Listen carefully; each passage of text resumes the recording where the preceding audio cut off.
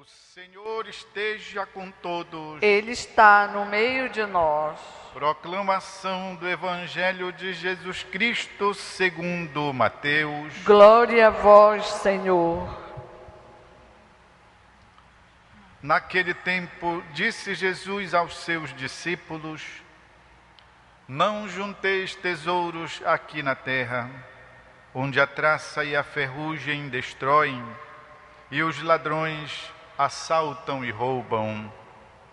Ao contrário, juntai para vós tesouros no céu, onde nem a traça e a ferrugem destroem, nem os ladrões assaltam e roubam. Porque onde está o teu tesouro, aí estará também o teu coração. O olho é a lâmpada do corpo. Se o teu olho é sadio, todo o teu corpo ficará iluminado. Se o teu olho está doente, todo o teu corpo ficará na escuridão. Ora, se a luz que existe em ti é escuridão, como será então grande a escuridão? É palavra da salvação. Glória a vós, Senhor.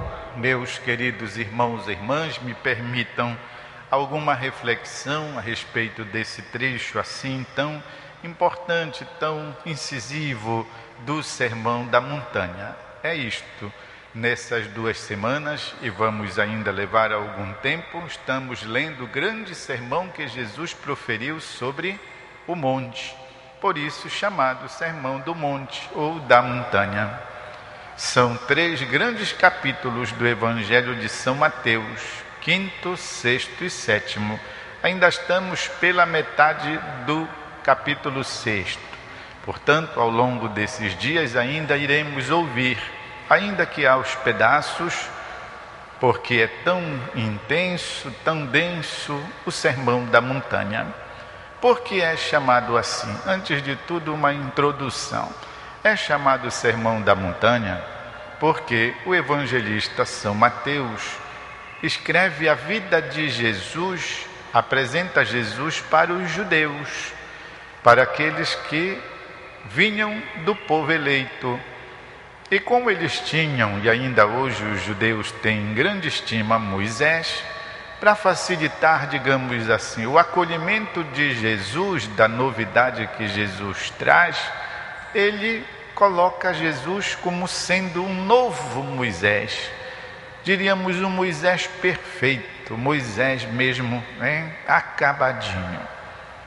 Essa era a finalidade, então, de São Mateus acoplar muitas imagens de Jesus a Moisés. Assim facilitaria, digamos, a simpatia dos judeus para acolher a novidade de Jesus. E assim como Moisés recebeu no alto do monte Sinai a lei e a escreveu em tábuas de pedra, assim também Jesus agora está sobre o monte estabelecendo uma lei nova, mas com uma grande diferença. Esta lei nova de Jesus não deve mais ser escrita em tábuas de pedras, e sim no coração dos seus discípulos. E tem mais. A lei que Jesus estabelece nova é uma lei que vai na raiz das coisas. Por isso possui assim um sentido definitivo, uma radicalidade nunca vista antes. Porque também Jesus não viria ao mundo, vocês não acham, queridos, queridas? Jesus não viria ao mundo para dizer coisa que todo mundo já tinha dito ou que já soubesse. Faria sentido? Não, seria perda de tempo, né? Nós iríamos dizer, já sabemos, diz outras coisas novas. Pois Jesus diz coisas novas que nenhuma boca de profeta ou de fundador de religiões jamais dissera. Por exemplo, amai os vossos inimigos. Já se tinha dito que era para respeitar o inimigo, que era para tolerar o inimigo, que não era para fazer barbaridades com o inimigo, que era para ficar indiferente com o inimigo, mas amá-lo jamais alguém havia dito. E é algo tão novo que ainda hoje até nós cristãos não aceitamos isso, pelo menos na prática. Na teoria tudo bem, mas na prática é duro, pois Jesus diz: amai os vossos inimigos. Isso eu estou falando para ilustrar a novidade do ensinamento de Jesus. Nenhuma pessoa neste mundo ousará dizer que Jesus veio à Terra para perder tempo, porque as pessoas já sabiam aquilo que ele vinha ensinar como novidade. Não. Todo tempo, enquanto o mundo durar, nós teremos que buscar viver o ensinamento de Cristo na sua pureza, na sua originalidade, na sua radicalidade. Pois bem, no meio deste grande sermão, que deve ser escrito na alma dos discípulos e não mais em pedras, Jesus hoje fala sobre o relacionamento da gente com as coisas deste mundo. Eu outro dia fui sepultar uma pessoa assim, ilustre aqui em Belém do Pará, mas os testemunhos eram unânimes em falar da generosidade, da simplicidade daquele homem que recebera de família uma educação aprimorada, que recebera depois da sua educação escolar, que cultivou no tempo da ação católica valores da nossa fé, valores humanos, e que, graças a Deus, isso calhou com o estilo dele, a personalidade dele, porque também tem isto, né? Quando a gente tem um sangue assim muito pouco controlado, né? As coisas ficam mais difíceis. E graças a Deus também o seu casamento com uma mulher que o ajudou, porque ao lado de um grande homem sempre tem uma grande mulher. Não é atrás, não, é ao lado. E a sua família numerosa, 8 filhos, todos já adultos, lá ao redor do caixão, sem derramar uma lágrima, todos condoídos, mas ali muito firmes, eu diria até muito serenos. E como achei bonito aquilo, porque fizeram para o pai tudo aquilo que precisava ter feito. E ele então, já com 88 anos, veio a falecer. Às vezes a gente também não pode querer muito mais da vida, né? A gente também tem que saber que a nossa vida é limitada na sua energia.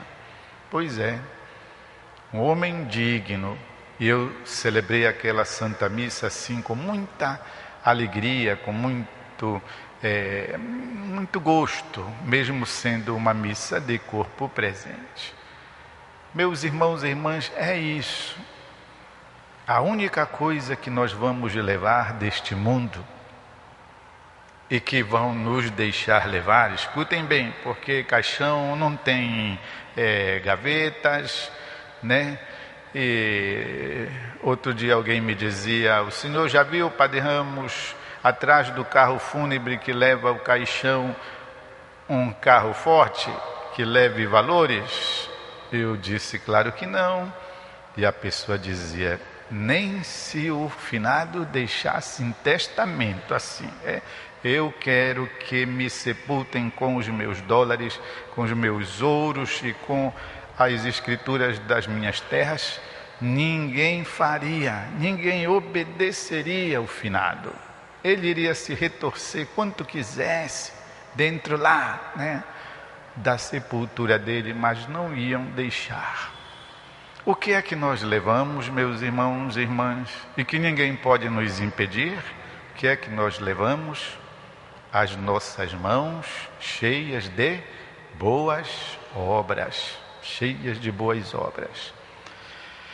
E o Papa Francisco, nesses dias, disse a respeito dos corruptos, daqueles que se apropriam de somas de dinheiro que não lhes pertence, ele disse uma frase assim: essas pessoas não se lembram que tem a morte e que para o além não se levará nada daquilo que se acumulou. Papa Francisco repetindo este pensamento.